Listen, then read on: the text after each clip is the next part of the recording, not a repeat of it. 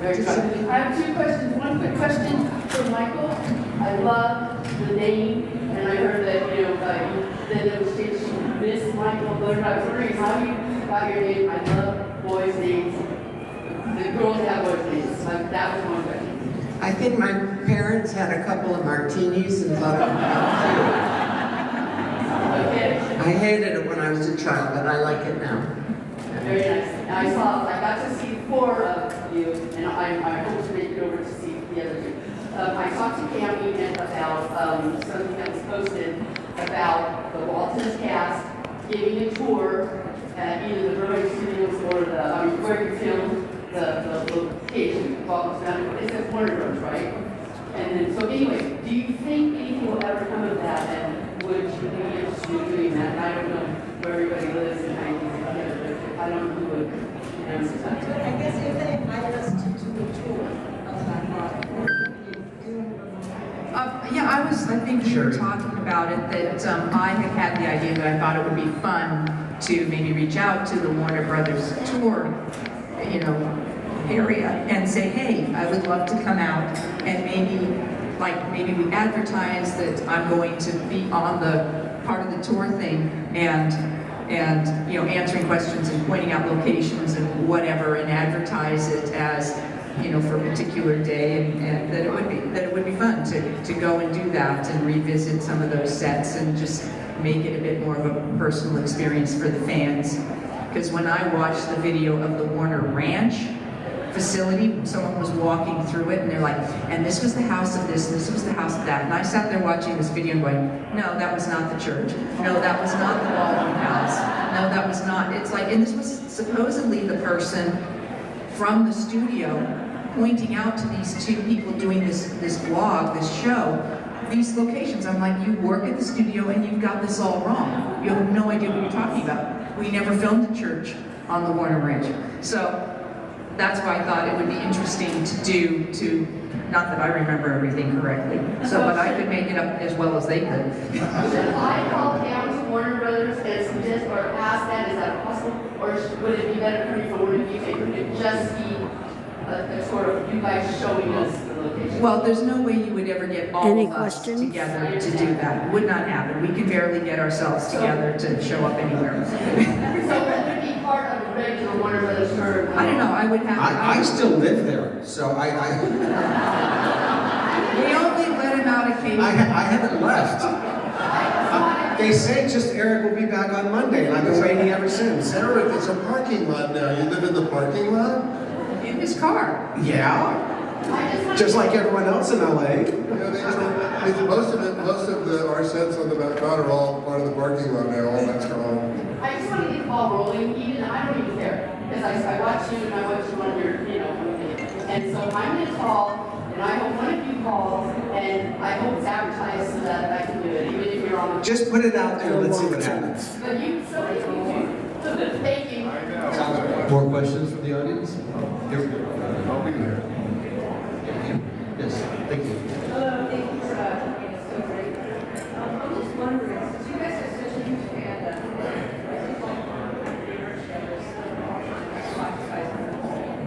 what do you attribute to the longevity of the show and should be relevant?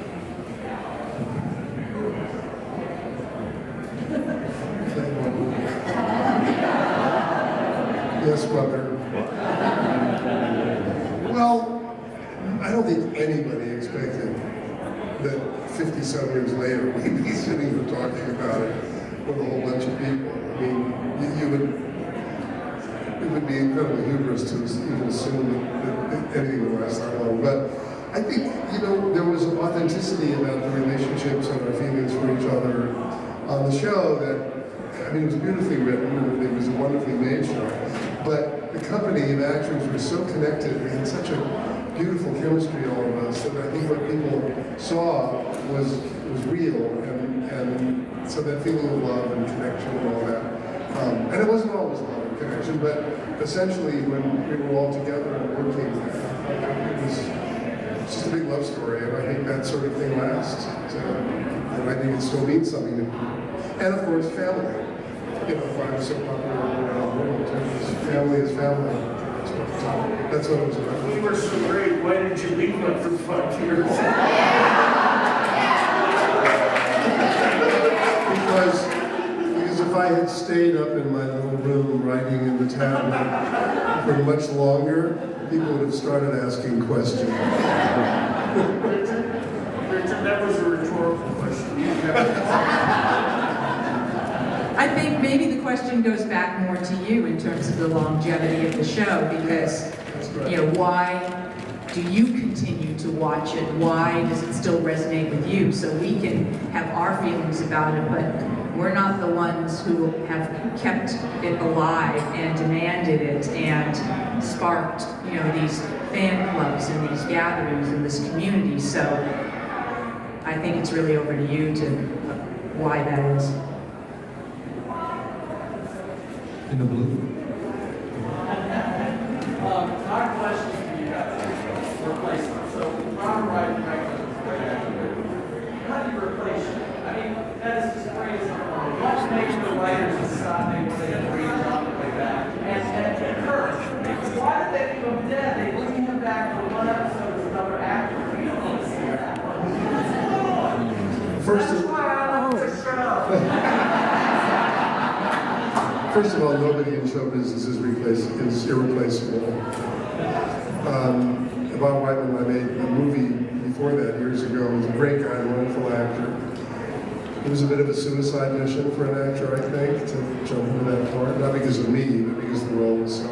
But you know, it was important for them to try and figure it out. This is what it worked. I was happy that Bob jumped in, and you know, was happy for him. So I was wishing him well, but I don't think anybody knew the first season. Okay, as actors, and we were going through it, we weren't happy about some of the decisions they made also. But we're actors, and they give us a script, and we can suggest things to them, but we're just actors. We're not the writers. Very Ellen, a nurse or a They doctor. listened to the adults, but they didn't listen to you guys all the time. You know, I felt badly about that because they were going to school as well as doing the show, the kids. And, you know, they had good ideas and they had problems like we did, but we had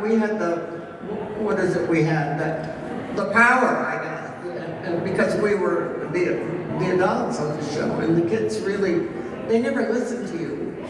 At least that's what you always complained about. Michael, they did sometimes.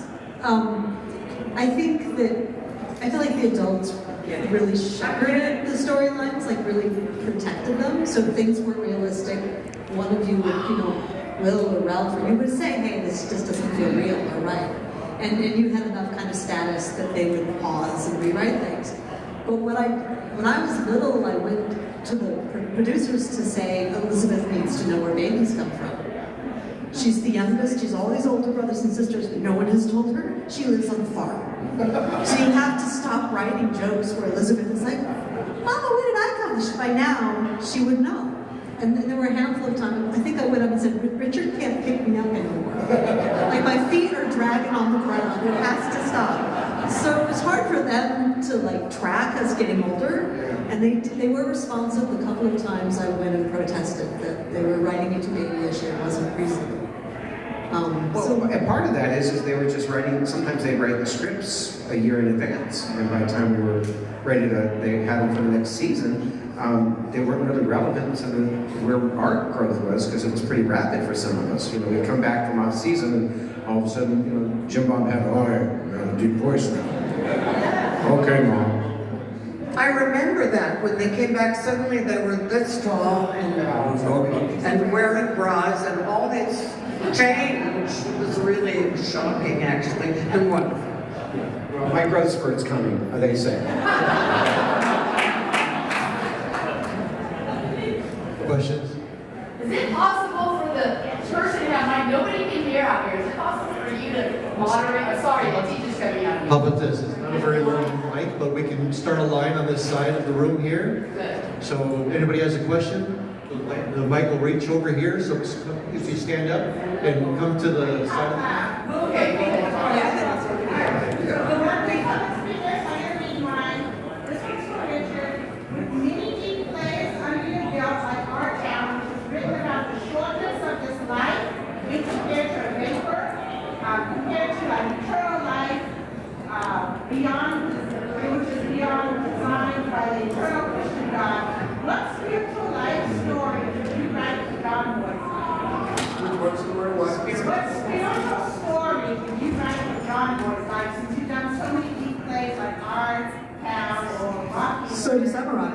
Since Richard has done so much deep and profound theatrical work, she wonders what spiritual story he would create for John Boy's life.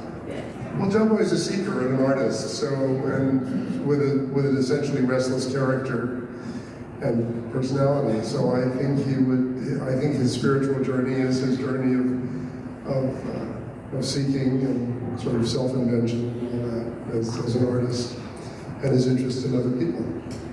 Eventually he became interested in other people. Most of the time interested in himself, of course. Anyway, thank you. So, standing up. Thank you guys for being here today. This is more of a statement than a question. I grew up in Southern California on the 80s, and don't be upset about what I'm about to say. I knew of the Waltons. I had never watched an episode of the Waltons growing up.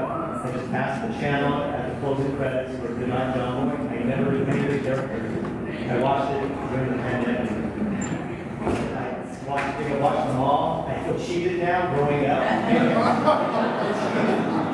didn't enjoy this program growing up. And so now I watched them all. And I think for the live lessons, the more we have more programs like this, live lessons learn.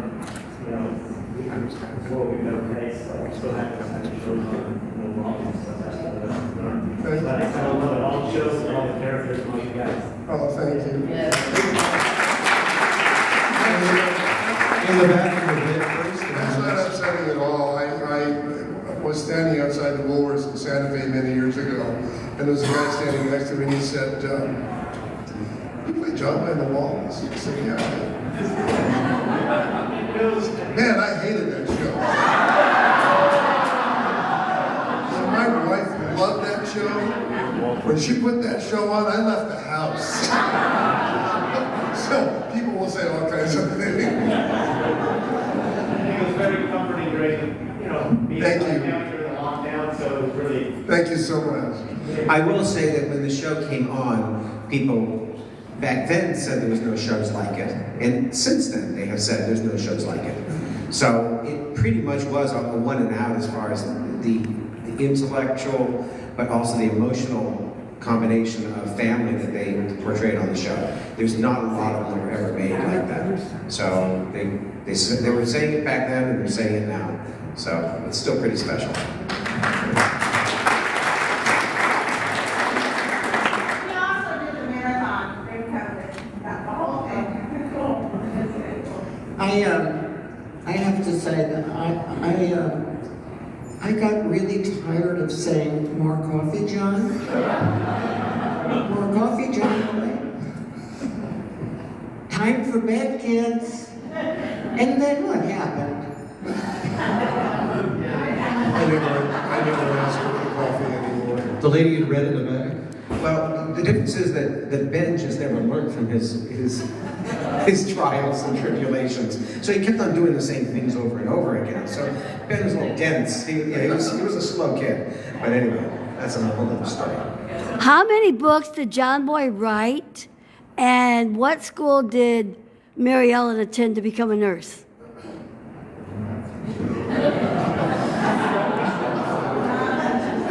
And what school did She intended to become a nurse. I don't Warner remember. Brothers. It was at the side of Boatwright, the building that they used for Boatwright University. It was just around the corner from there. So I don't know what it was. I don't remember what it was meant to be. So I throw it out to all of you who've seen the show, 10, 12 times per episode. Anybody remember what nursing school Mary Ellen went to? I think it was in Richmond. Charlottesville. Thank you. Okay. Next. I don't know honestly. Hello. I have no idea. I wrote the plays of Shakespeare. His name might not be mentioned this afternoon, but I just want to acknowledge Ralph Waite. Yes. And I saw him, I saw like his best work, even though it was like a Waltons. At the end of his career on NCIS, he had a recurring role, and he was unbelievable. He did just a set. And I just want to mention if you have any stories regarding him.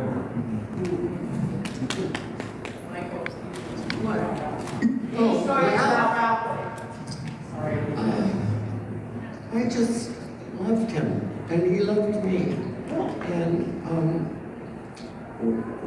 we had a chemistry that was very real, and we were also very wise. We didn't sleep together in real life, because we knew that that could just go downhill. So, you know, as much as we loved each other, we were just very respectful of the show and who we were and who our characters were. So we just remained dear, dear friends. And I remember, if I may, there was an episode with a little African-American boy, Aaron, I can't think of his last name, Blunt, Aaron Blunt. His mother is a good friend of mine. And I remember Ralph had to bring him over to Bertie's house because the Waltons, we couldn't take in a black child at that time. And it was very realistic of the show. And I remember Ralph, when he left that little actor, Aaron Blunt, and Ralph walked away, and all you saw was his back on camera, but I'm telling you, he was acting with his back. You actually knew what was going on inside his heart as he walked away, just from his back. That's all I want to say about Ralph, and I loved him. We all loved him. Ralph and Michael were great, the gatekeepers of honesty on the show and in our playing. Ralph was impatient with anything that was going to be fake or false, and Ursula got it right. Michael, same way. They were exemplars of keeping it honest and keeping it real and questioning and making sure that it was right. So they sort of were the beacons of integrity for all of us as we all tried to do it, but they really were, I think, our models for sort of honesty and integrity from scene to scene. And great to play with. I raised you right. You did. Next question. Do we go in the back? Right there, way in the back. You had your hand up a second ago? Yeah, there we go. Let's just curious, do you guys still get residuals from the show? Do we still get residuals from the show? Yes, they're pretty darn minimal. I mean, the actors, we went on strike in about 1980 because there were all these new platforms coming out and residuals were very limited. They only had to pay through a certain number of runs. And so we actually cut 2-3 episodes from our season because of the amount of time we were on strike.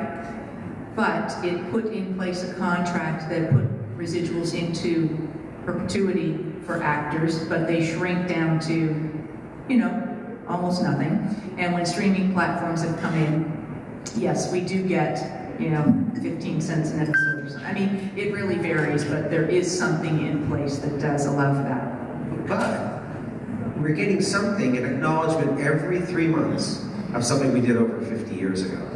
And that's pretty amazing. It's not often that you are doing anything in your life that you're getting a thank you for something you've done 50 years ago. So for that, I look at them and I go, wow, that's pretty neat. I just want to say I got a residual check for .02, 2 cents. You should have stuck around a little longer.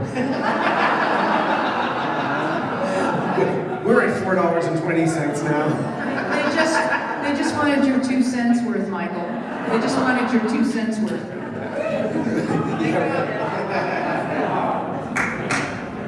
Over here, I followed the rules. I always say you don't remember days, but you remember moments. So you can look back and think of a moment. So looking back to your Waltons days, what's the moment that pops up?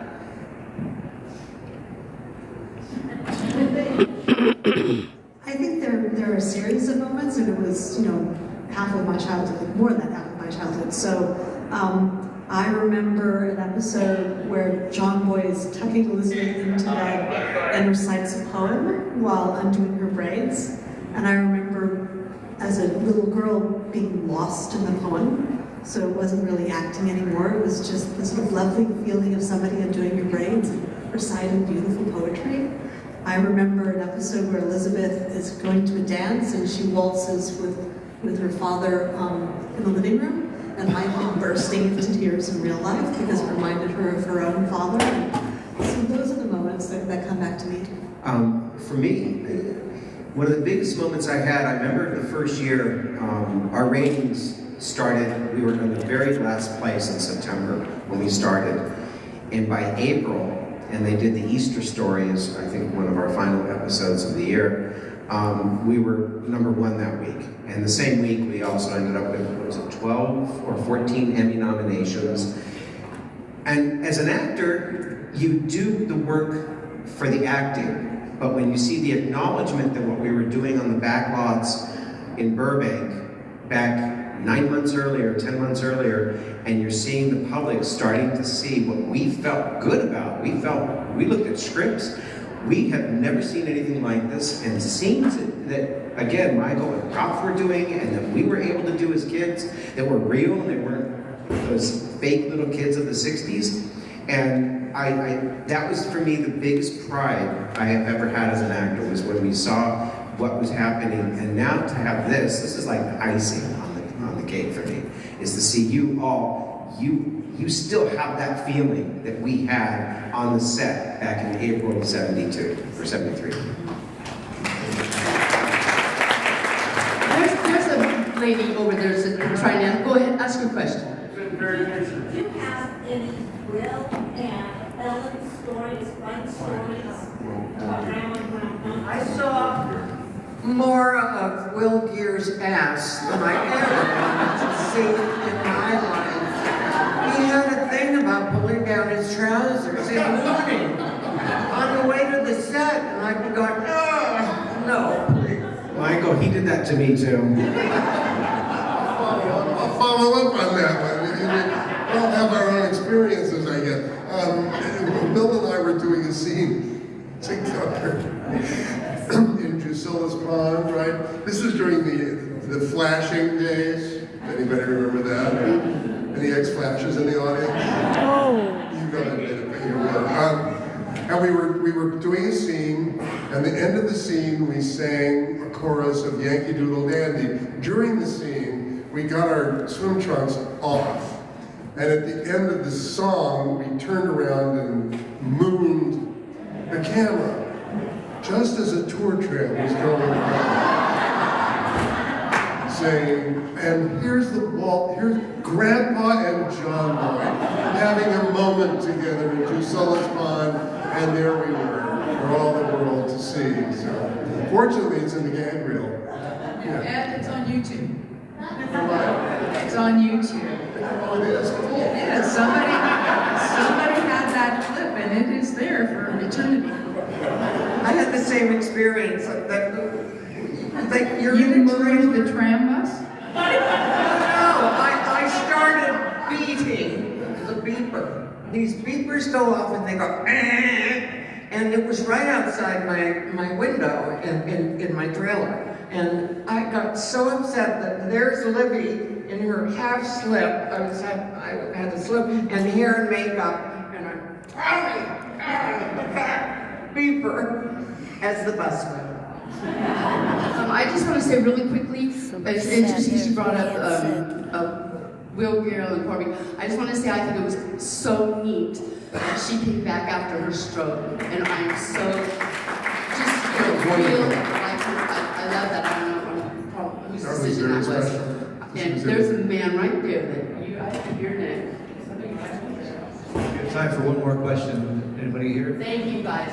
Here we go in the front.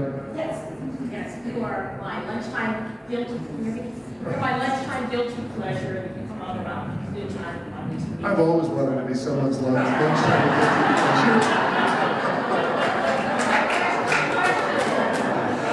Well, it's a good thing. He has a lunchbox that goes with it. For all the times you were around that dinner table, She had a stroke in real life. enjoy a meal all the way through. No. I loved it. It was food I never had at home. I mean, KFC, never had Kentucky Fried Chicken at home. So I was looking forward to it. So, Michael. I never ate. I pushed food around on my plate, but I never ate. You were very pensive. I was always in She was expert. Watch her. She'll move the food, and then she'll cut a piece, and then the fork will approach her lips just as an interesting piece of dialogue happens. And then she looks up and puts the fork down. And I remember a two-shot with you and Ralph where he just finally said, "Take the bite! Take the bite!" Because he liked the realism, and he would shovel food in, and like a 3-minute kitchen scene takes 4 hours to film.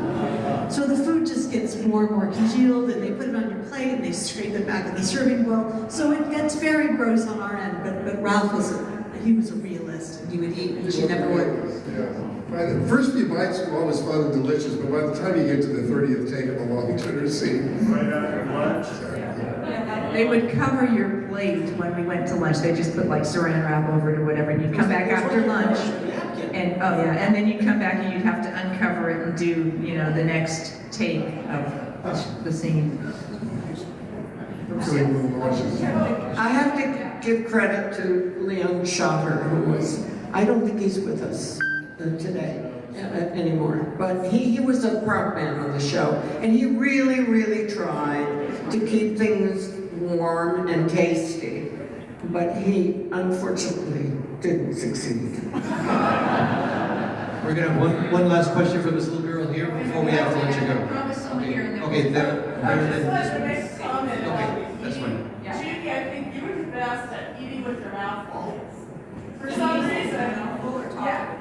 I mean, yes, talking with your mouth full. Yeah, no, you have grease on your lips and stuff. That's just a silly comment. Does Jim Bob still have his car? No, I do not. Tell car stories. I hate cars. He's not a mechanic. He can't fix anything. All right, well, let's give our cast a warm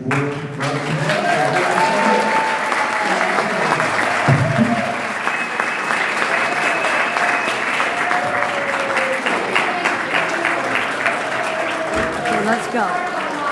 Let's see if I can get a one-on-one with John Boy.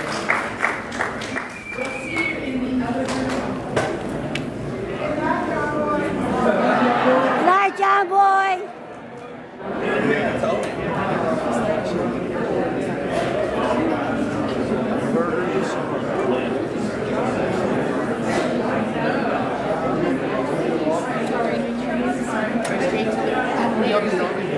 Good night, John Boy. Good night, Mary Ellen. Still directing? I stumped you. You did what? I stumped you on that question. Oh, yeah. There's so many things I don't remember. Well, yeah.